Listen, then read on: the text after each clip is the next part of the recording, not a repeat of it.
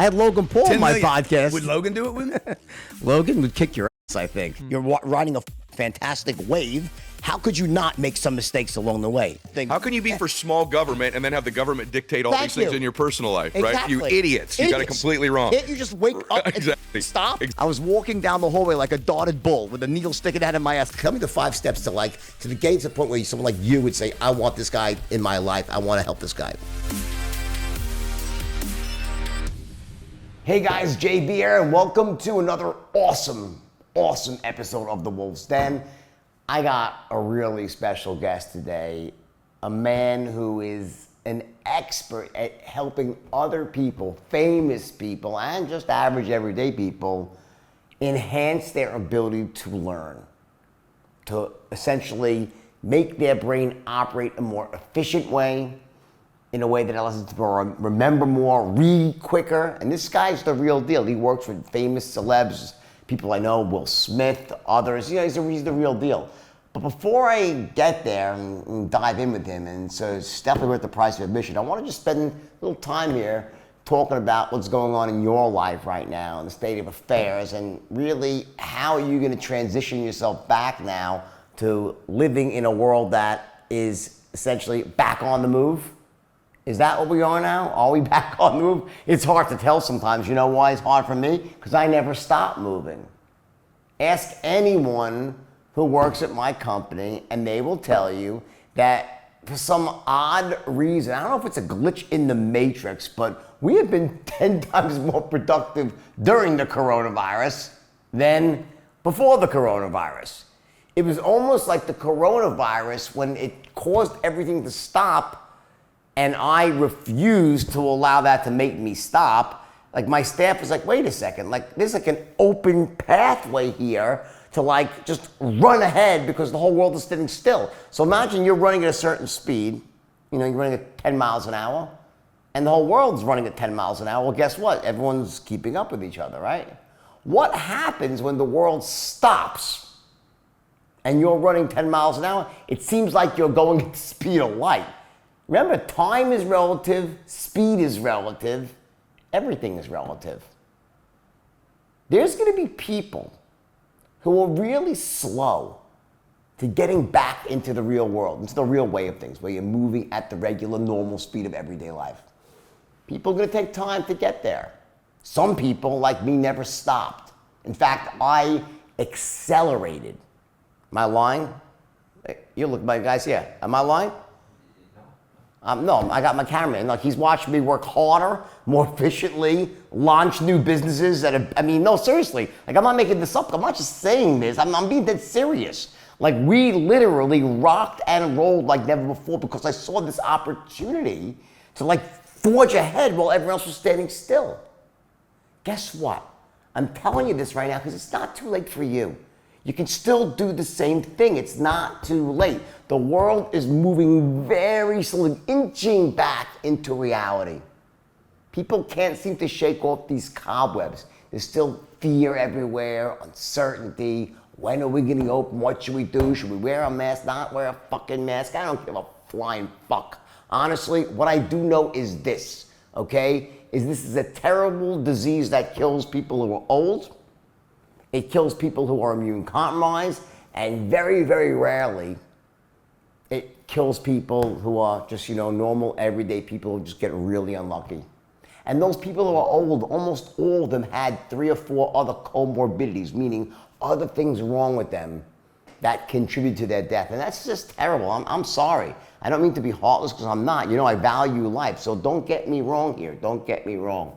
But when I saw what happened in New York with Governor Cuomo, those of you who don't know who he is, he's the governor of New York, the moves that he made were so idiotically stupid and defied logic on every level. He literally locks down the state tight and forces people, old people, who are tested positive for COVID-19 back into the fucking nursing homes, and creates a disaster where the amount of people that died in New York in nursing homes is astronomical.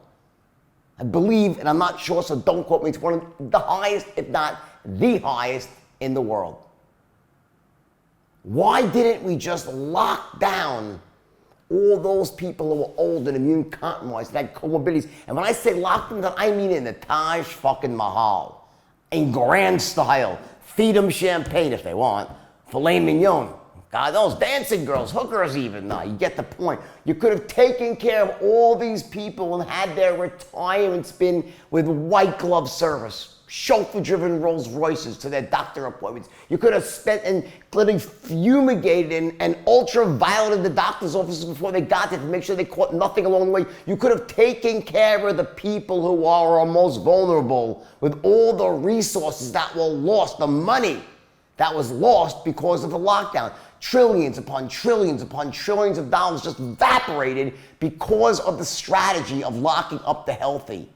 And we could have just kept those people in the grandest of style forever. Instead, we blew up our economy, created the most unemployment since the Great fucking Depression, and the old people who did not deserve to die died prematurely because they were not protected. That's fucking sad. Even sadder still is if you go back to my early rants, and in fact, I'm gonna clip one in right now. Here's one of my early rants, and you'll see the date on it. Look when I said this. I think this is insane, it's wrong, it's stupid, it's acting out of fear. I think we take this money and we dedicate it towards all the people who are most susceptible, the older people, the immune compromised. Let's take all this money that we're throwing out the window here. Let's take that and give these old people, we could give them all beautiful retirements by just protecting them now, having them shelter in place. And yes, some will still catch it and some will die. The same way people die every year of cigarette smoke. For smoking, people die because they drive their cars, they stay in the sun too long, I'll go on and on. That's just the tip of the iceberg. So I ain't playing Monday morning quarterback and looking backwards saying we should have done. No, I said it at the beginning.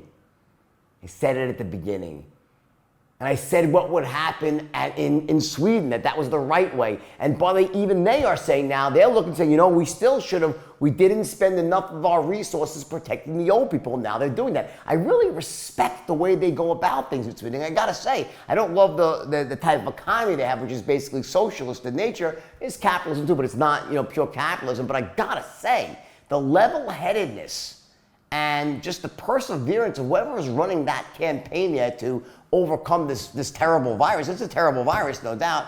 They are really, really on the ball. I respect what they do. The way they stick with their convictions and also admit when they made a mistake. Today they're saying, we didn't that, we could have done better. We should have basically spent more money, more resources protecting the most vulnerable. And now they are. They speak truth. When the hell are we going to start speaking truth here? You know what I'm talking about?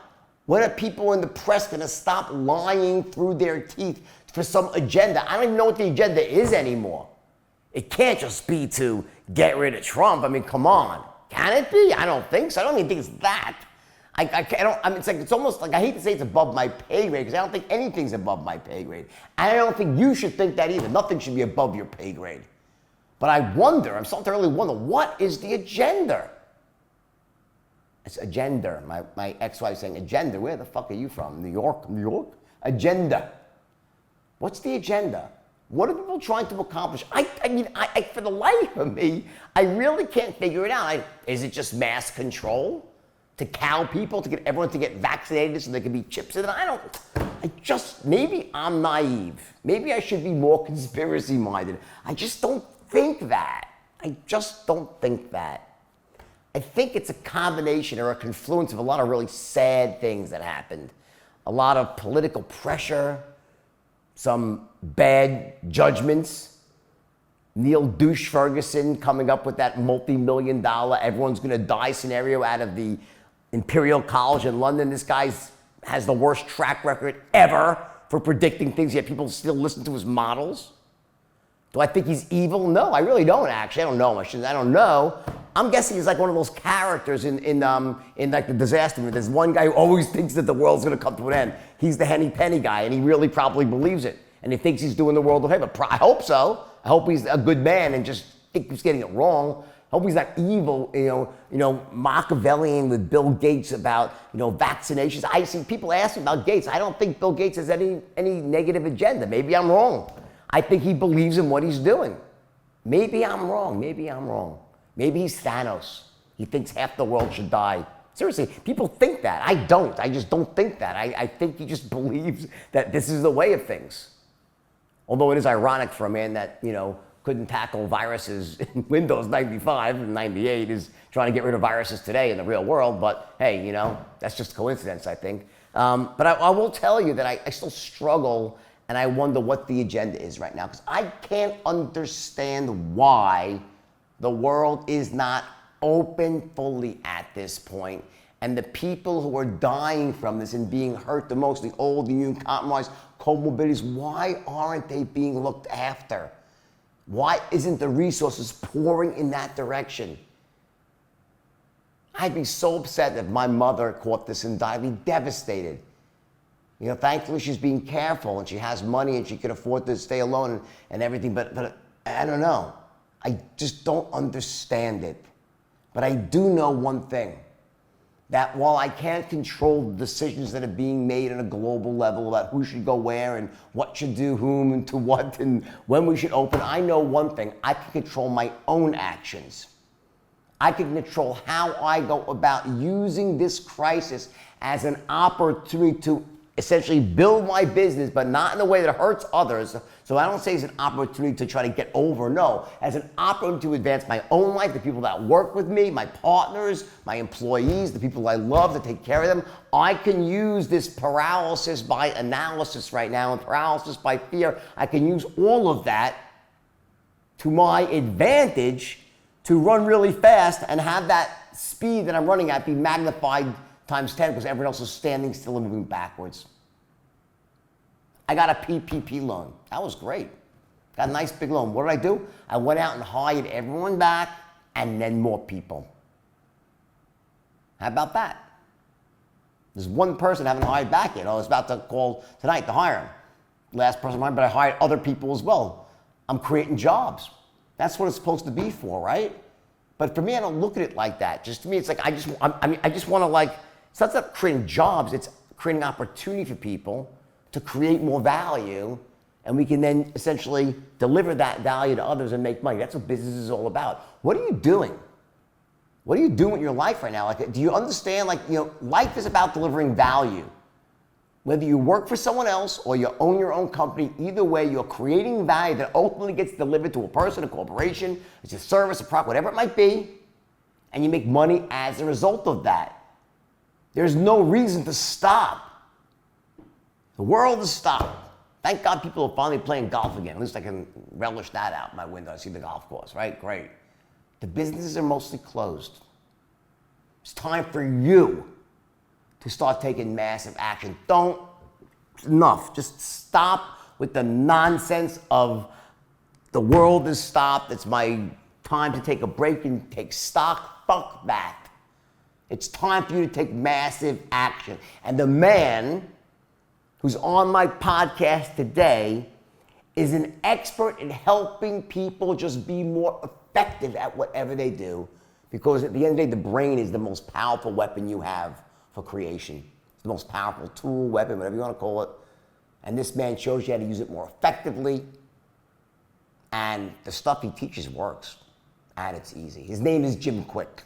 So with that, let's take a very short break here. We'll check in with our sponsors, namely me. And then we'll get to Jim Kwik. It's one of the best interviews I've ever done. This is a perfect time now to take a brief pause here, and I'm going to give everybody here a gift. I'm going to give everybody here free access to the introduction and the first training module to the formalized straight line certification program. This is a system that I sell for $5,000 here to individuals, to large corporations, medium-sized corporations as well, right? It's a very robust interactive training with quizzes and exams. It's ultimately a diploma-based course that changes people's lives. But I figure what I'll do, there's like 12 or 13 modules, but I'm going to give everybody, this is not one of those free things where I say, and you have to enter your credit card, and I hope you don't then forget to cancel. No. I'm talking really free. I'm going to just simply give you a link, and you sign up for it, and you get access to the introduction, then the first training module, which is the 5 core elements of the straight line, cracking the code for sales and influence. This alone will change your existence. You're just understanding what has to go into getting someone to buy from you. And again, there's no obligation. You're not putting a credit card in. You have to just enter your information here. And then after you're done, once you've gone through this, if you want to keep going, then we can have a conversation about you picking up with the rest of the training. But this first part of it is free. My gift to you. All right. Let me give you the link. The link is jordanbelfort.com. Simple, right? /bonus, bonus. So after you're done listening to this podcast, go to jordanbelfort.com / that's a /bonus, bonus. And you'll be on a page. You enter your information, and that will give you access to this incredibly robust training. You're going to get the introduction and the first module, which includes the quizzes, the exercises. And I promise you that when you're done with this first module, you are going to be blown away. There are a lot of jobs going to automation. They're going to artificial intelligence. And what makes us valuable in the marketplace is our ability to think. You know, when I think about Limitless, the subtitle is Upgrade Your Brain, Learn Anything Faster, Unlock Your Exceptional Life. I believe the limitless resource on planet Earth is human potential, human capital, right? There is no limit to your ability to be creative. There's no limit to our imagination. There's no limit to human determination. There's no limit to our ability to solve problems. And that's really our worth. All right, so with that, we got Jim Kwik here. I'm a huge fan of Jim because his focus is on the single most important part of your body, namely your brain. Now, obviously, we need a heart, we need lungs and everything else, but seriously, without a brain, there's a lot of people like that are kind of brainless out there, and Jim can help you. But Jim, seriously, you're known as the guy that actually really helps people harness the power of their own brain, right? That's what you do, basically, right?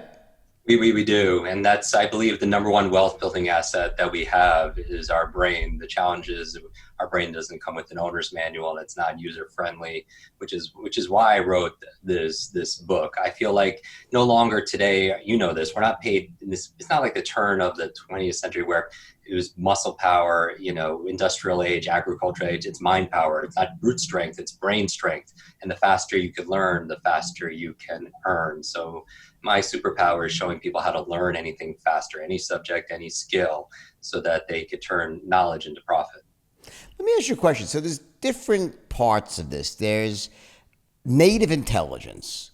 Can you make someone smarter? And then there's learning, right? Which is sort of, you know, taking the intelligence you have, and you can find people that really aren't natively intelligent, but through hard work and repetition have mastered strategies and then have been able to perform at even higher levels than those who are actually innately smart. So what percentage of this is about what you're born with and what you actually master as you go along?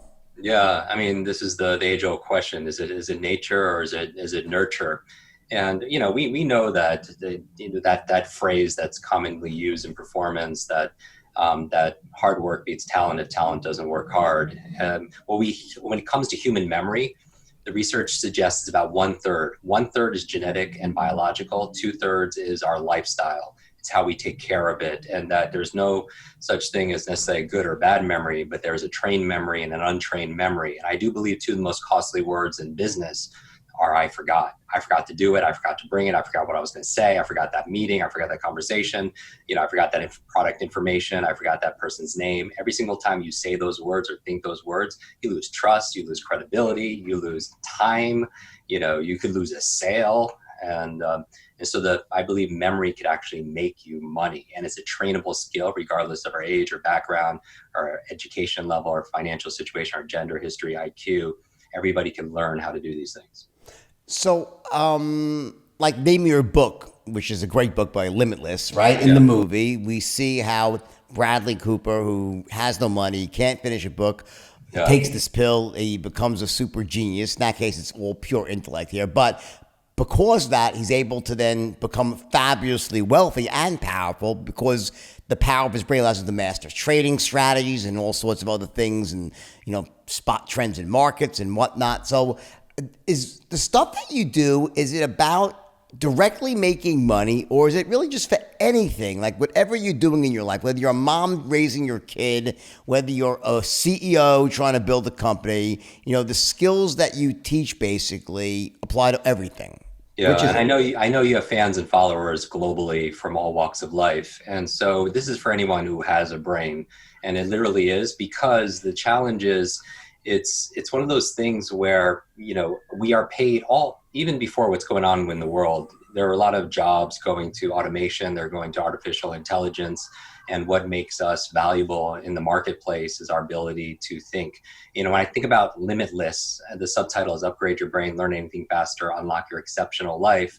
I believe the limitless resource on planet Earth is human potential, human capital, right? There's no limit to your ability to be creative. There's no limit to our imagination. There's no limit to human determination. There's no limit to our ability to solve problems. And that's really our worth, because those things aren't going to be outsourced to a machine. And I love what you said about forecasting and seeing patterns. I believe the definition of a genius, it's not necessarily just IQ, this static number. It's relative to context, right? Einstein could have a really high IQ, but if his car broke down, he might not know how to fix it. It's always dependent on the situation. But we know that intelligence is not fixed; it's fluid. That people can make gains in those areas, and I think it's so important to not only be mentally intelligent. In the book, I teach you strategies to learn, to be able to learn languages, remember names, give a TED talk from memory. I train a lot of Hollywood actors. Will Smith did the cover blurb saying Jim Kwik knows how to get the maximum out of me as a human being. Teach them how to memorize their lines, just like a salesperson would need to memorize their scripts or product information or remember people's names. Sure. And so everybody can benefit. I love working with performers, especially entrepreneurs, because they invest in themselves. They know for their raise to be effective, they have to be effective. And so they invest in, they know for their business or brand to grow, they need to grow. And I think the most important thing is that their brain grows. More people upgrade their phones and their apps than they do their most important thing, which is their mind. So before we start getting specific here on your strategies, tell me, just broadly speaking, how this differs from NLP, where that's, the idea that your brain doesn't come with an owner's manual. That's like something that it's a philosophy that runs throughout NLP and Dr. Bandler, right? But this is not like NLP, is it? It's very different. No. Or is it like NLP? I mean, what I focus on in this book is accelerated learning. I believe if there's one skill to master in the 21st century, it's our ability to learn faster, because the only constant is change. And our ability to adapt, our ability to apply is so important now more than ever. And so my goal for everybody, let's say that if there was a genie and a genie could grant you any one wish, but just one wish, everyone would ask for limitless wishes, right? That would be the hack.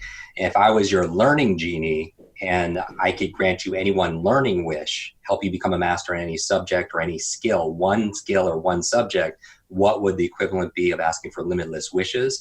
I believe it would be learning how to learn. Because if you could learn how to learn, you could grant all your learning wishes. You could apply it towards money, management, marketing, martial arts, music, Mandarin. Everything gets easier in your life because you've learned how to learn. And the half-life information, this, is getting shorter and shorter and shorter. That a college graduate now, I read, is going to have anywhere from 8 to 14 different careers, because the world is changing. Industries are going, being born or destroyed, seemingly overnight. And so, there's a lot of these idea where people like Eric Ries, who wrote Lean Startup, says the only way to win is to learn faster than anyone else, right? And learners, the faster you can learn, the faster you could earn. And here's the thing, in school, they teach you what to learn, but not how to learn. They teach you subjects like math, history, science, right? But they don't teach you how to learn those things. So I wrote Limitless as a manual on accelerated learning, really this area called meta learning. Meta learning is learning how to learn. And I think it's, you have that, you give, somebody an idea, you can enrich their life, but you teach them how to learn and they can enrich their own life over and over again. So is this about modeling, or it's basically, okay, yeah, modeling is great. Let me show you how to model and actually succeed at it. What's the distinction between modeling and this? No, this is great. I mean, role modeling is wonderful. I do believe genius leaves clues, that there's always a method behind the magic. When I speak at events, I do these memory demonstrations where I'll have maybe 100 people in an audience stand up and introduce themselves to everybody else, and I'll memorize all their names. Right. Or they'll give me 100 numbers, words, I'll memorize forwards and backwards. But I always tell people, I'm not doing this to impress you. I'm doing this to express to you what's possible, because the truth is, everybody listening to this could do that and a lot more. We just weren't taught. If anything, we were taught a lie. And when I say lie, I mean a lie is an acronym. And I use a lot of alliteration and then mnemonics to help people remember things. A lie for me is a limited idea entertained.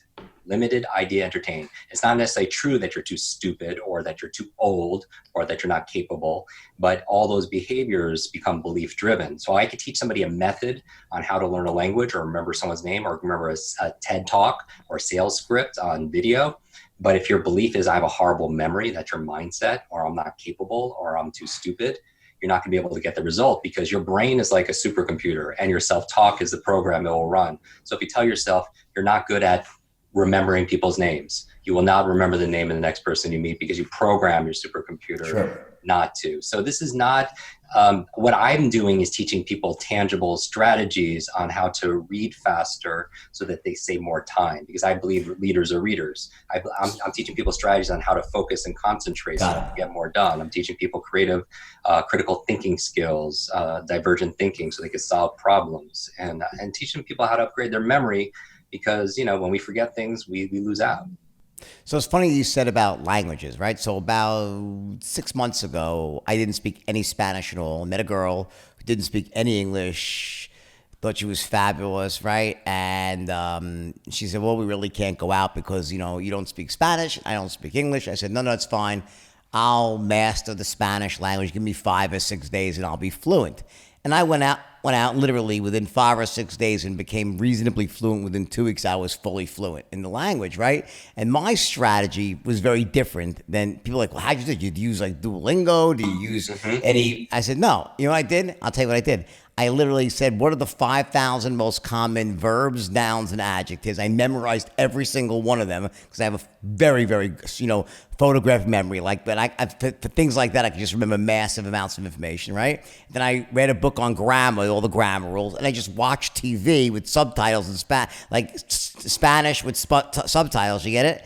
And literally within 5 or 6 days, and now, I speak Spanish really well, but I assume that's probably not a strategy that's duplicatable among other people. So how would you go about? Tell me how you would teach someone to. That's probably the worst way to do it. Yeah. It's just I'm like the brute force computer that's trying to shove in the cards, the punch cards, and you probably have some advanced way that's so much more elegant, right? So let's go through that. There's certainly brain hacks to learn anything, facts, figures, formulas, foreign languages faster. And, you having this incredible memory, it has served you, in life, right? Yes. It's tough because it's a force multiplier, because when you have a great memory, everything in your life, you could put the same amount of input as somebody else, but you'll get more rewards from it because you're just more mentally fit. For me, there's 2 things that drive, and we spoke about this before we started, like what drives my ability to succeed, and it's really 2 things. One is an incredibly robust memory, but also it's the ability to instantly recall and serve up from the different parts of my brain to make one cohesive thought. In other words, it's not so much that I have the stored information, it's my ability to serve it up in a way linguistically that's very compelling. So it's those 2 strategies together, right? But for someone that doesn't, you're right, some of this is like you're blessed with an ability, right? But I don't think that really matters. I don't think if you lack the ability, you can learn it. Like you can go to someone like you, right? And you can actually get to probably even better where I am in terms of memory. But what's the strategy? Tell us the secret. And don't give away all your secrets, but I want so let's give us an idea of what this really entails. Let's go into human memory, all right? Because again, it is a multiplier, makes everything in your life better. You know, when you could remember things, you could remember the things that you need to do. You can remember lessons in your life. You could remember, numbers and financial projections. I mean, it makes everything easier in your life. And so there are a number of keys to learn any subject or skill faster. I'll give you a number of them. So here are 4 keys to learning any subject or skill faster. And again, memory is important. I wrote the chapter on memory. It's the largest chapter in the book in Greece, because I found out the goddess of memory, her children were the 9 muses: art, science, literature. And it's interesting that the mother of art, science, and literature is memory, right? And I wanted to know not only the latest neuroscience, applied towards accelerated learning and cognitive performance, but also what did people do before there were printing presses? What did people do before there were computers? How did they recall things? And I pulled upon ancient wisdom. Yeah, ancient wisdom also as well, and their strategies, because not everybody is born just like physically. Everyone is born a little bit different. Everybody has their strengths and such. But the good thing to know is that everybody can also improve. Some people have a predilection to be able to they have their pattern recognition, and they could be able to create wealth. And also you could also teach it. I mean, certainly it's easier for somebody who has those natural talents, certainly. So here are 4 things. I want everyone to remember FAST, F-A-S-T, because I believe we're in a world of speed, right? We need to be able to catch up, keep up, be able to get ahead. We have to outlearn everybody else, outthink everybody else, apply everybody else. So F-A-S-T, the F, if you want to learn any subject or skill better, let's say it's sales or marketing or something. First thing I would recommend, F, forget. Forget what you currently know about the subject, because how are you going to learn something new if you feel like you know it already, right? A lot of people, I'm sure, that come to you feel like, oh, I've been in this business for 30 years. I have 30 years of experience. But when you look into it, they really only have 1 year experience that they've repeated for a few decades. Do you know what I mean? But they're so closed-minded. And your mind is like a parachute, it only works when it's open. So forget about what you know so you can empty your cup, because how are you going to learn something potentially new? Because there could be new methods of doing these things, right? And then also forget about distractions, because the key to human memory is really attention. The art of memory is the art of attention. People blame their retention, but it's them paying attention. And a lot of people forget things, and what I'm saying is forget about what's distracting you, meaning that if you want to learn something and you're watching this movie with the subtitles, or you're looking at those 5,000 words, right? They're most important. When thoughts come into your mind, don't fight them, because what you resist persists, just like in sales, right? But just write it down. If something comes in your mind about, oh, I got to call this person, just write it down so you can release it, right? Because you cannot multitask. Multitask it's been proven for the majority of the population, which is most people, that we can't spend time cognitively putting our attention at 2 different places or more. We think we're multitasking, but in actuality, we're actually task switching. We're going from one task to another. But what it costs you is, number 1, mistakes. Number 2, time. It could take anywhere from 5 minutes to 20 minutes to regain your focus. And so I would say it's really funny you said that, by the way. I just want to interrupt you, because when I wrote my book, one of the first book, and it was very tough for me, I never wrote before, I made it a point, I'll never write for less than a 4-hour block of time. I can't write for 10 minutes, 15 minutes. Either I'm going to write for 4 hours and block that off, because I know there's a ramp up period to get into writing mode and digging deeper and deeper, right? So I think yours is like a sort of a hyper, momentary to moment, really extension of that idea that, basically you can only do really one thing at a time. And you're saying even within those 4 hours, moment to moment, I'm constantly being distracted by other thoughts that are coming into my mind, because, you don't control your inner monologue, right? So the idea is not to fight that inner monologue, but to simply take the things that are interrupting your core task, write them down. So you're not dismissing them, but just writing them down, letting them to essentially download so you can go back to focusing on what you need to focus on, right? Absolutely. So forget about what you know about the subject. So you could be, you could potentially learn something new about marketing or investing or management, negotiation. And then forget about distractions, and then forget about, what's possible, because we don't know what's possible. We always underestimate. Limitless, this book, is not about being perfect. It's about progressing beyond what you believe is presently possible. So you forget about those things. Now, if you wanted to learn something faster and remember it better, the A in FAST stands for you need to act. You need to act. A lot of people, there's a big lie, a limited idea entertained, that knowledge is power. And it is just knowing something doesn't make you better off than somebody else, but acting on that knowledge certainly does. And so I believe knowledge at best is potential power, but applied knowledge becomes real power. That you want to act with thought and then think with action in mind, right? But the challenge is 20th century education really taught us to be passive. It's like sit quietly by yourself and just be lectured to. And the human brain doesn't learn through consumption. It learns through creativity and creation. And so I would say you need to be active, because learning is not a spectator sport, just like life is not a spectator sport. So people can't simply listen to a podcast or just read a book. They have to be thinking, how can I act on this? Right. And simple things they could do is like take notes. So a lot of people, there's a learning curve, but people don't realize there's a forgetting curve, that within 48 hours, 2 days of learning something, up to 80% of it is gone, into the ether. And so being active is asking questions. Being active is taking notes. And I have a very specific way of taking notes, for me. And I like handwriting notes, because they've done studies on, I love digitizing things because it's convenient. It stores information. You could share it easier. But when it comes to learning something, when you handwrite notes, when you type, you could type pretty fast, and keep up with the speaker or the educator. But when you have to write it, you can't write that fast. So it forces you to step out and say, what's important here? How am I going to use this? How does this relate to what I already know? It forces you to think, right? So I like handwriting notes. And specifically, I'll take a piece of paper, and I suggest everyone take notes when they're listening to the show, put a line down the page, and on the left side, you're capturing. On the right side, you're creating. And this is how you can be more active. On the left side, you're capturing information. So you're writing how to remember names, how to speed read, how to be able to change your habits, the stuff we're talking about in this podcast. You can capture it. And on the right side, you're being creative. So instead of you getting distracted, I'd rather you write your impressions of what you're capturing. And so it's like, how am I going to use this? Why must I use this? How does this relate to what I already know? When am I going to apply it, right? Have your mind go there. So on the left side, you're capturing, you're note taking. On the right side, you're creating, you're note making. And so that's one way of being more active. And is that like somewhere like about the theory behind spaced repetition learning, where you learn then do?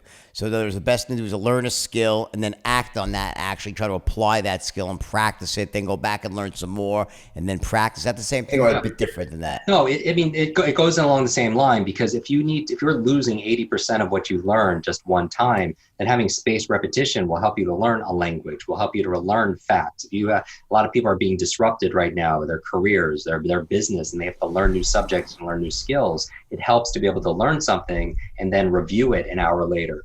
What also will help you besides that is A is active, the S is state. And if we know the power of state, that people are not logical, right? They do not buy logically, they buy emotionally. The key to a long-term memory is this: information by itself is forgettable, but information combined with emotion becomes more of a long-term memory. Right. Everyone remembers where they were when the towers came down and 9/11, exactly. JFK. Let me ask you this: in terms of when you say 80% of it is lost to the ether, is that true, or is it still in the subconscious mind, or is it actually just lost, or does that knowledge and experience exist in the deeper recesses of your memory, or simply or it's impossible to access it once it's gone? Yeah, the research is kind of interesting on this. And so I would say that consciously it's certainly not there. People can't recall all that information. It's something I call the 6-second syndrome. It's like you learn something like somebody's name, you have 6 seconds to do something with it, to be able to store it in some way. Otherwise it could be gone. But they have done studies where they'll do brain stimulation. Exactly. Bingo. So they were doing exactly right. So with people that had epilepsy or Parkinson's disease, and they were trying to find parts of the brain that were damaged, they noticed they would stimulate certain portions of the person's cortex. That person would have the most vivid memory as if they were actually back in that spot. It was preserved somewhere in that subconscious mind. to the point where they could remember, driving on a family trip, and they could read signs, smell everything. Exactly. It was as if they were actually there. Yeah. And that was I remember, I learned that back in college, believe it or not. That was known years, 30 years ago, that, the actual memories are really still there. You can access them consciously, correct. But I guess we use those to make sense of the world. They form our patterns, right? And the sort of the map of the world that we use to navigate. So it makes up our gut reactions and all our intuitions, and versus the actual conscious forethought when you actually, it's this conscious mind on the logic side. Let me ask you one question here.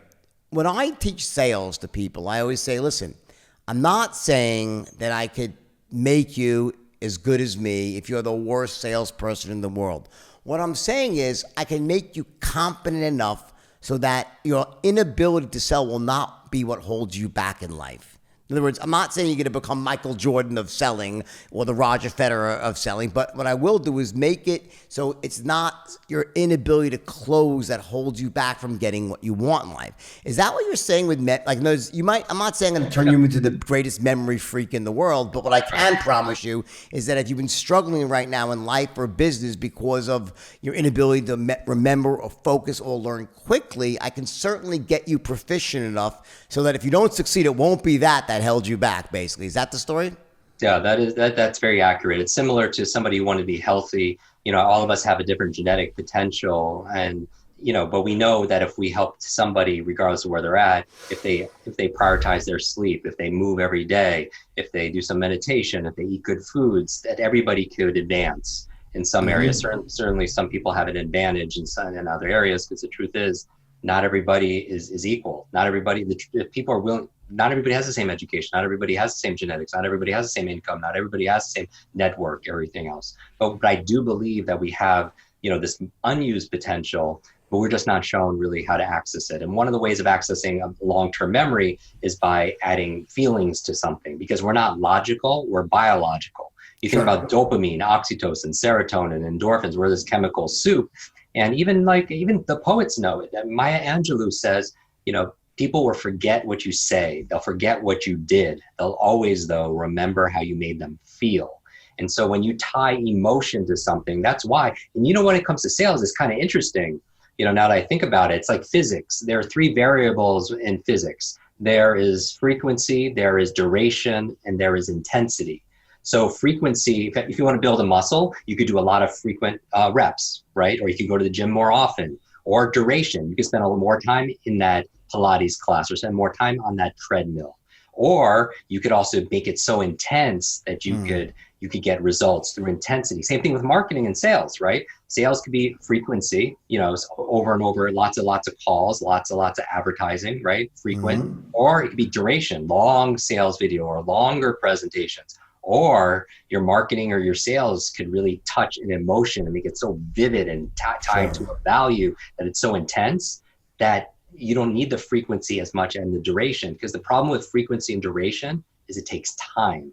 It takes time to do repetitions. It takes time for longer duration. But when something's intense, same thing with your memory. When instead of repeating something frequently, a sales script or a TED talk or a sales video, lines that you need to be able to memorize, or do it in longer study periods, if you make it intense, meaning you make it emotional, you make it vivid, you add, music, you do certain things to stack it. It's so intense, you can't forget it. Just like what you said, just like with 9/11 or JFK, or even, how many people have a song they can listen to and it can take them back when they're a teenager?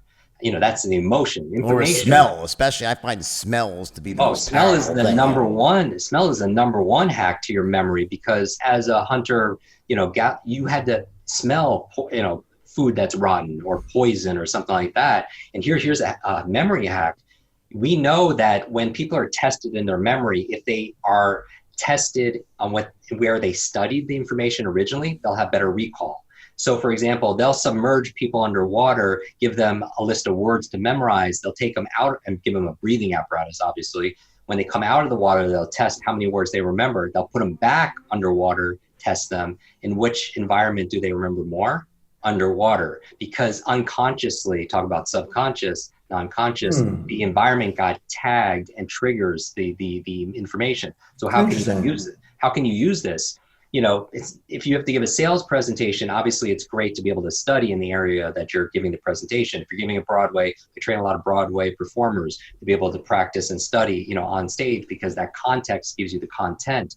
But often you can't do that. So what do? You could bring the environment in with you through your sense of smell. So what if you are studying and you had a unique lip balm or bubble gum or essential oil, and then when you need to perform that, you wear that same cologne or that same perfume or that same, then you're more likely to remember it, because that's I teach that. Yeah, I teach that stuff in anchoring for sales. For a state of certainty, we use something called boom boom, and you link this smell. So you wait till you close a really great sale when you're in a state of absolute certainty, then you take that smell right after you close. Then you start to link the smell to that great feeling you get after you close. So you don't try to recreate it in your mind, because I always found it to be sort of, you've probably been through that stuff, the NLP stuff. I'm sure you've been through like the anchoring stuff, and they say, imagine, try to recreate it in your mind visually. And I find that while that can get you somewhere, the most effective way to get someone to anchor in a state of certainty is wait till you're actually in that state organically,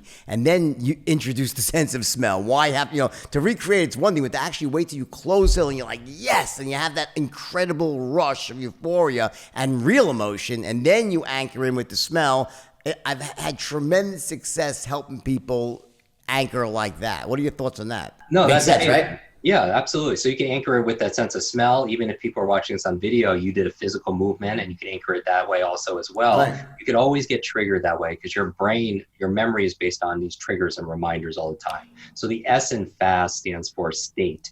And just know that we are in control of our state, because here's the thing. What's the state we learned things back in school? What was the primary emotion most people felt? Passive. Right. It's boredom and passivity, yeah. Right. And so boredom on a scale of 0 to 10 is 0. And information times emotion becomes the long-term memory. If the emotion is boredom or 0, anything times 0 is 0.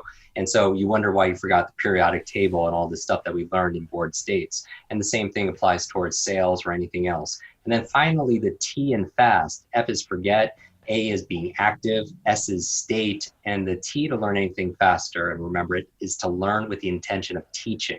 Teach. Because when you learn... I always say that too. Absolutely. I always say, until you teach something, you never really know it. Yeah, exactly. Yeah, exactly. Sure. So if you listen to this podcast, you listen to your training with the intention of teaching your team, or teaching your significant other, or teaching your kids, or whatever, you're going to learn it much better, because you're going to focus better, right? You're going to take better notes. You're going to ask questions, and it becomes yours if you need to be able to do it. So when you teach it, you get to learn it twice. So why not learn with the intention of teaching? And I think this is also really why you find that people can have insanely great memories for things they're passionate about. Why? Because when they were trying to learn about them, they weren't bored. They were excited. They were interested. They were engaged. So when we're trying to study something that we're engaged with, we love this topic. Like for me, believe it or not, I still remember the Krebs cycle and the electron transport chain and all these wackadoodle things like glycolysis. And I could still see all the molecules in my head, because I just found it to be really interesting, like how the human body worked. Like to me, the way, I have a degree in biochemistry, and to me, it was just the most interesting thing. I never monetized it. I became, a business person, salesman, right? But I always was fascinated by that. So I have this incredible amount of memory stored like that you would seem, how could he possibly remember what we learned in college and junior high school even, right? And then again, also, the same thing goes with like current events. These are things that always really interested me and I found to be fascinating. Yet I will forget my car keys 19 times, and I can't. Where's my sunglasses? Where's this? Where's that? And the reason I think I do that somewhat is because I know there's someone else that can find them for me, and I don't want to clutter my brain with useless information. So it's almost a strategy of streamlining the things I have to remember. I only want to remember what's important that matters to me, and if I can delegate something out, I don't mean that in an elitist scumbag fashion. I'm just talking about it rationally. I think it's kind of what's going on. What are your thoughts on that? I think the most important, when it comes to your focus and your priorities, I believe that in sales and life and learning, the most important thing is to keep the most important thing the most important thing. And so you're focusing on the things that are most important, that's in your wheelhouse that nobody else could do.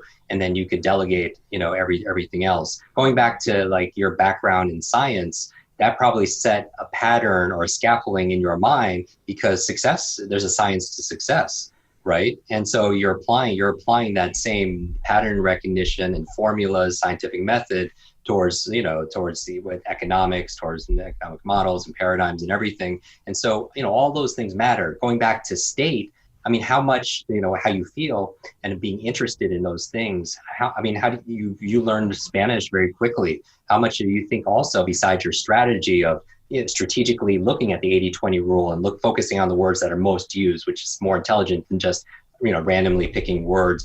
Besides your strategies that you use, what the state that you're in, you're incentivized, you're motivated because, the power of pussy. No, I'd say. So you're attracted to somebody that elevates, and we know people will learn languages, more based on total immersion, like going to that country, but also falling in love with somebody or being attracted to somebody raises the emotion, and then it helps you to store the information. Also, what I quickly found, speaking of strategy, is that when I went through these courses, I'm like, that's not how people actually speak. When I'm watching movies and I'm saying, wait a second, they're not using any of the words that I'm being taught. And then when they say, okay, no, you don't have to worry about the imperfect past tense or the future tense because that's advanced. But then I can't construct a sentence unless I can use future, past, and the word should, would, could. Unless you, like, there's certain thing in reality, the way they teach languages does not allow you to speak the language. Yeah, you could learn some random words and construct some artificial sentences. But I remember like that, if I wanted to look at my girlfriend, like, we met, if I didn't know the words would, could, should, want, like there's all this really interesting stuff. So it's more about like, what is the real way? What is the actual usable strategy, not the sort of strategy that like it's sort of, and I guess why would they do that though? Why would they teach a language in a way that doesn't allow you to speak? Or what is, there must be some logic behind that or some method to the madness, so to speak, or maybe not. What do you think? Yeah, I think this applies towards a lot of different subjects that we don't question. We just do it because we're taught it, and then they were taught it, and they were taught it before that. And so here's the thing, like this book primarily was a book on all methodology, chapters on speed reading, chapters on learning, study, focus, concentration, critical thinking. And then I asked myself this question. I said, okay, we're upgrading everyone's learning methods. Before I turned it into my publisher, I said, will 100% of the people read this book get the results they were hoping for? And my honest answer was no. And it was hard to be able to reconcile. And I was like, okay, what's missing here? And here's the thing. This is what I call the limitless model. And you'll appreciate this because this is not only a framework for accelerated learning, it's a framework for unlocking human potential. And let me get very scientific on this. There are 3 keys that you have to liberate, 3 areas that you need to liberate in order to be able to achieve your goals and potential. So let's make this a little interactive for people who are listening. I want everybody to think of an area of their life where they feel stuck.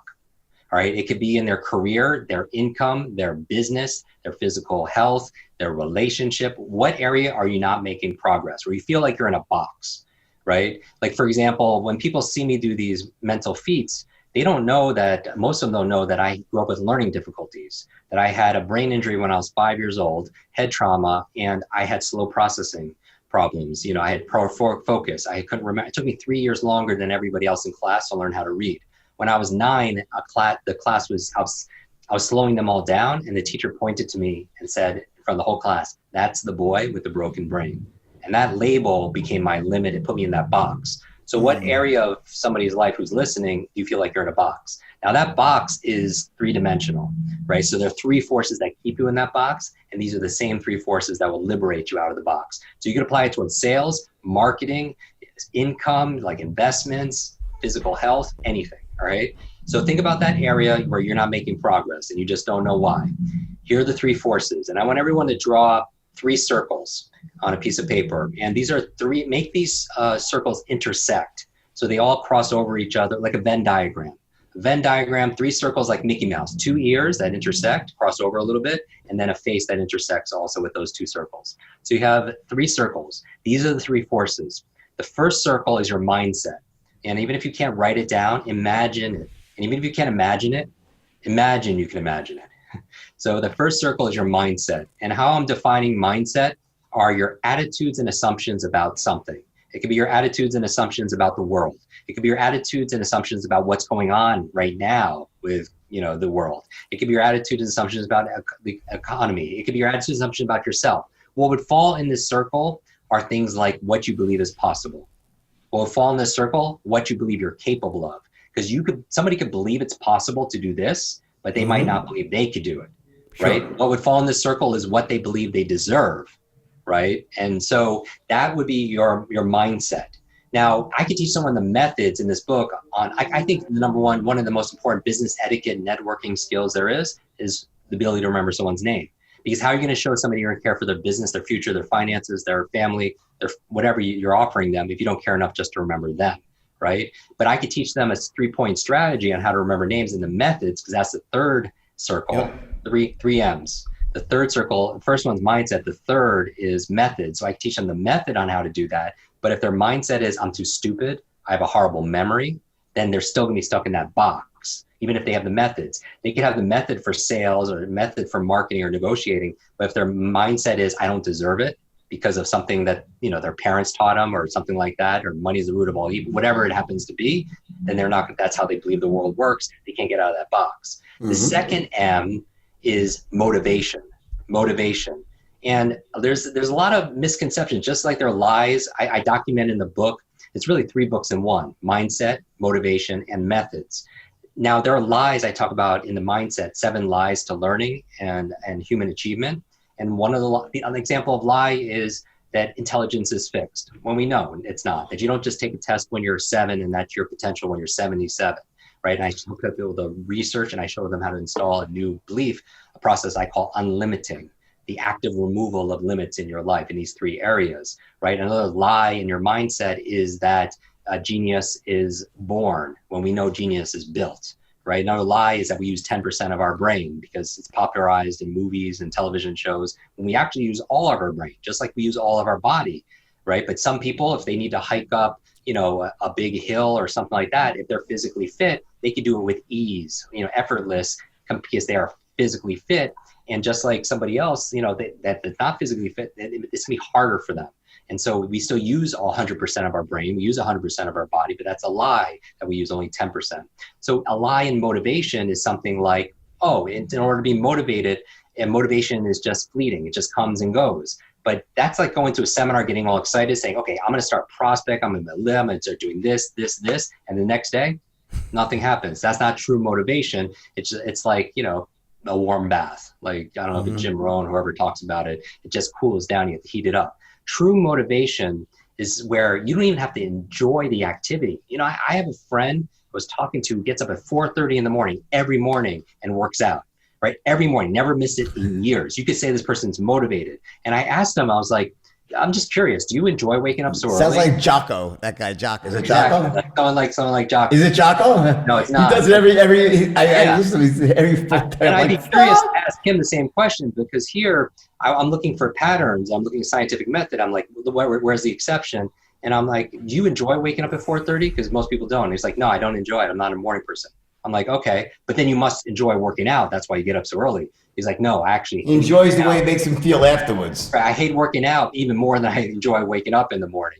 But person is fully motivated.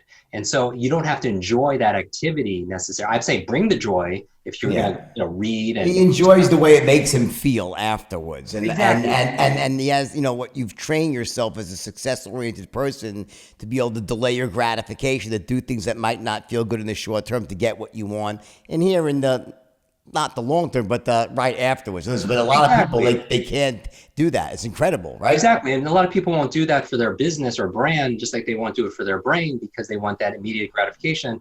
Because, and people get upset. They make excuses, but you cannot be upset at the results you're not getting from the work you're not doing, right? And so same thing with but you gotta feed, we know with your body, same thing with your brain, same thing with your business, is you have to feed your business until it feeds you back, right? Sure. You have to do the things that people won't do, so you can live a life other people, can't even imagine, because in the beginning of a business, you're grossly underpaid, but then after, you do it right and work intelligently, do it the right way, and then all of a sudden you're overpaid, for it. And then that's same thing with your brains. The consistency is important. So I have a formula for consistent motivation. It's a 3-part formula. I know you like formulas. P times E times S3.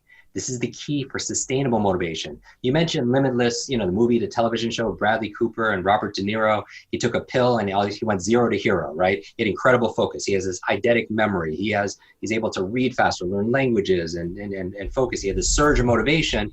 Everything I talk about in the book, How to Do, the foreword is actually written by Dr. Mark Hyman, who is a head of functional medicine at Cleveland Clinic. He says, there is no genius pill, but Jim gives you the process for unlocking your best brain and your brightest future.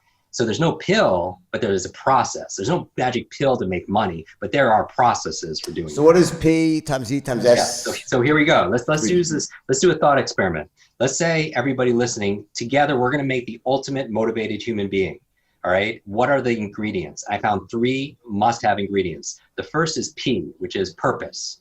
So you don't have to enjoy, okay. I figured that one. Right. So the evidence that somebody is motivated, this from all the coaching you do and the people that you surround yourself with. Somebody could say they're motivated, but unless they're doing it, they're not motivated, right? People could say, I feel motivated, but if they're not doing the action, that they're not motivated. So P is purpose. So you need to feel that purpose. And that's the feeling, going back to, why are you doing what you do? Start with why, Simon Sinek, right? But the important thing is you can't know it up here in your head. You have to feel it in your heart. The benefits that come from following through and the consequences, the pain of not. So find your purpose. Now I said, okay, let's do this thought experiment. If someone just has a big enough purpose, will they always be motivated? And I was like, no, they're missing the E. You must have E, which is energy. Meaning somebody could say, let's take working out. They could say, oh, I'm going to be motivated to work out, and they can feel the reasons and the benefit of the workout and looking better and living longer.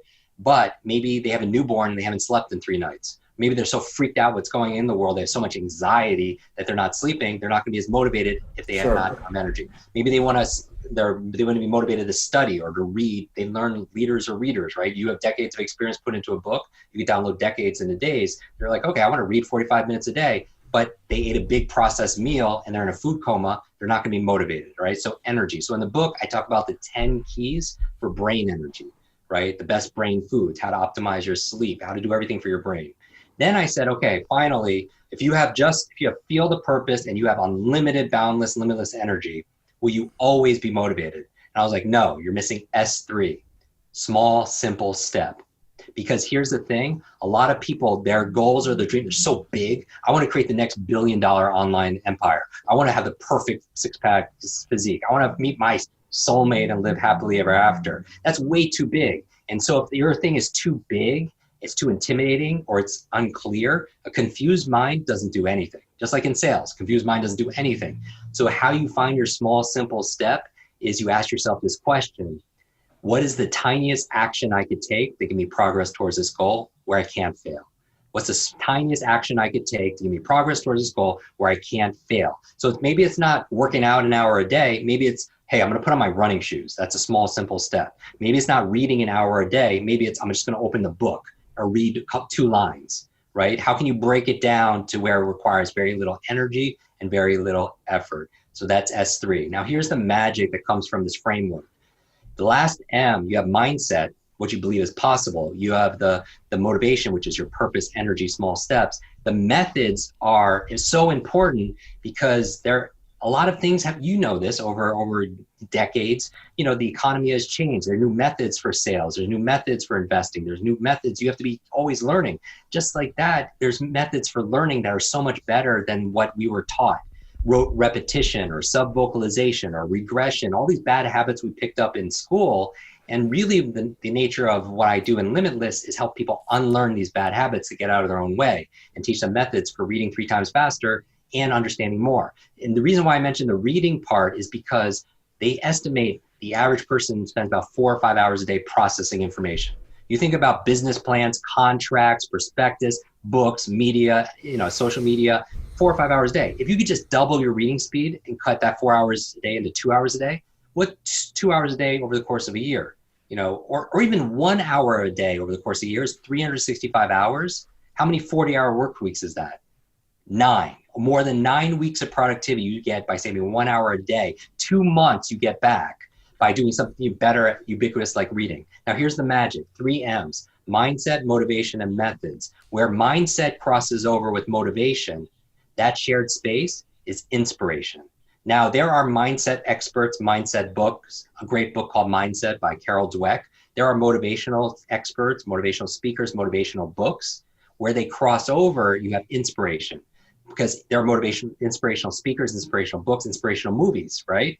Because it changes your mindset and gives you some motivation, but you don't know what to do because you lack the methods. So you're inspired, but what do I do? Now, where mindset crosses over with methods, you believe it's possible in your mind, and in your mind, you know what to do, the methods, right. But you lack the motivation. That's ideation. And in business, ideas are cheap. There's so many ideas, right? And so that's ideation, just stays in your head because you lack motivation. Finally, where motivation crosses over with methods, you have purpose and energy and drive, and you know what to do, methods. That third I, inspiration, ideation, the third I is implementation. But you're still going to be stuck in that box, because even if you're motivated and you know the methods to use, you're still stuck in that box because you're only going to be able to achieve what you believe is possible, what you believe you're capable of, what you believe you deserve. And now the sweet spot is in the middle, where all 3 I's connect, or all 3 M's connect. That middle spot is a 4th I, which is integration. Integration, like integer or integral, it means you're whole. That's just who you are. That's a limitless state, and that's the promise of the book. So when someone's reading your book, is there one specific thing that you think is like the one that there's one thing in your book like just like that it's a must apply to everybody? What would that be? What's that one skill? I know you teach a bunch of stuff that all enhances learning, your ability to memorize, but if there's one thing, what would it be? Would it be the ability to read quicker? Is that your really something that's just like such a crucial thing? It is, because it's a meta skill. It's the one thing that makes everything easier. Like, I wanted to make this book the most read book that people buy, because buying a book is different than reading a book. It's two different. A lot of people are really good at buying books, and they sit on your shelf and it becomes shelf help, not self help, right? So some people are really good at buying it, but people are poor at reading it. Why? Because reading is a skill and it's something that's taught. But when's the last time you took a class called reading? How old are you? 7 years old. So most people are still reading like they're 7 years old. So that's the one? Well, here's the thing. And so when people buy the book, they go to like limitlessbook.com. I gift them a 10-day audio video course on speed reading and memory, because I want, when the book arrives, for everyone to read that book. Just like Lord of the Rings, there's this phrase in Lord of the Rings that's saying this is the one ring to rule them all. Right, the one ring to rule them all. This is the one book to learn them all. One book to learn them. So this book will teach you how to learn all the other books. So obviously Amazon, right? Amazon.com, right? Where it's in bookstores? Well, bookstores right open now? Yeah, right now it's at Limitless Book. The book just came out, limitlessbook.com. When people buy it there, there's links all around the world for you to buy right there conveniently. And then when you submit the receipt, you get instant access to the 10-day quick start program, which will teach you how to unravel your negative beliefs, teach you how to tap your motivation drive, and teach you the basics of speed reading, memory, focus. It's when the book arrives. And then we do a book club for everybody after they receive it. And there's 4 sections. I take people through the hero's journey of the book, like literally Joseph Campbell's hero's journey. And we spend 1 week per section on a live. Like, we're on Zoom, and I go through, I show people how to read it, how to remember it, and how to apply it. And then we do a bonus chapter, Limitless for kids and Limitless for teams. So whether you have a team of 3 or 300, how to build learning organizations and apply the Limitless model to raise the collective intelligence of your people. Because you know this, human capital is the largest line item, and most people are disengaged. And the faster your organization can learn and apply, the faster you could earn. Brilliant. All right, everyone. Jim Kwik, what a man. Wow. I got to say, I've had a lot of guests on my podcast, and I think in terms of just the value, what you have to offer people and the impact that your learnings could have on anyone's lives is just really at the very, very top of the heap here. So thank you for coming on. I appreciate you, Jordan. Can I give everybody one thing they can do right now? Sure. One challenge, a small, simple step. Remember the importance of one. Consistency compounds. Little by little, little becomes a lot. Remember I said by teaching it, you learn it better? I would challenge everybody listening to this to take a screenshot of your show right now, tag Jordan, tag myself at Jim Kwik, post it online, and share your big aha. One thing you got out of this conversation, because when you teach it to your fans and your followers, your friends and family, you're going to learn it better and you make it more integrated in you. And what I'll do is I'll repost some of my favorites, and I'll actually gift a copy of the book to one random person also as well for doing that. Brilliant. Excellent. All right, everyone, Jim Kwik, what a guy. Share this podcast with your friends, really. Anyone you know, put this out there. People need to see this. This is a very special one. I love you all. Another great week in the Wolf's Den. Take care. Thanks, Jim, for coming. Bye-bye.